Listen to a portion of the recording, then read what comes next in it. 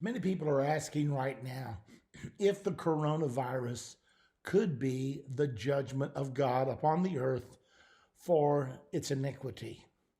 Well, the first question I suppose we have to ask is has the world been wicked to the point that the judgments of God could be unleashed?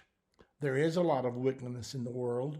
In the last 40 years, we have seen uh, around 2 billion abortions, which is just mind boggling. And I'm talking about worldwide now.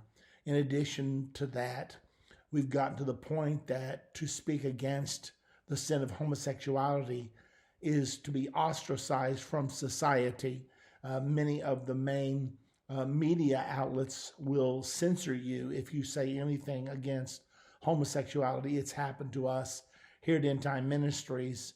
In addition to that, uh, immorality is winked at, laughed at, joked about. We have reached that point where the things that God calls evil, we almost call them good now. So we have to say that the coronavirus could be the judgment of God.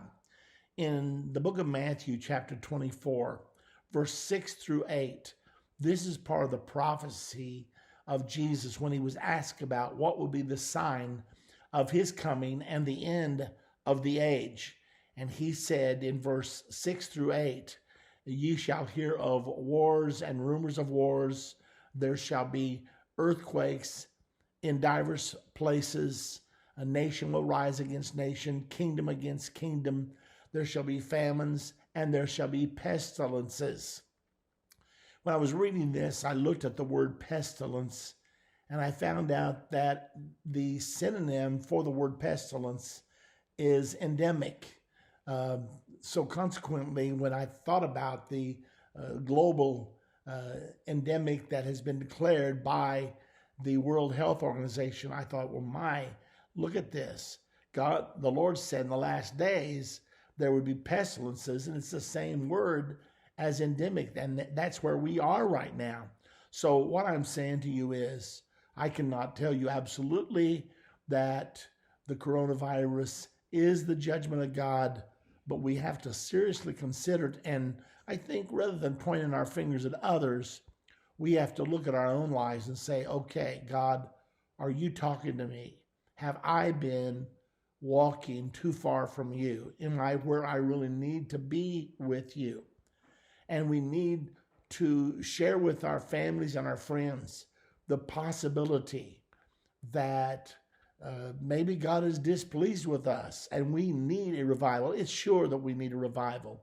We've reached a point now where the televisions, the picture shows, the movie houses, all of them are filled with all kinds of immorality.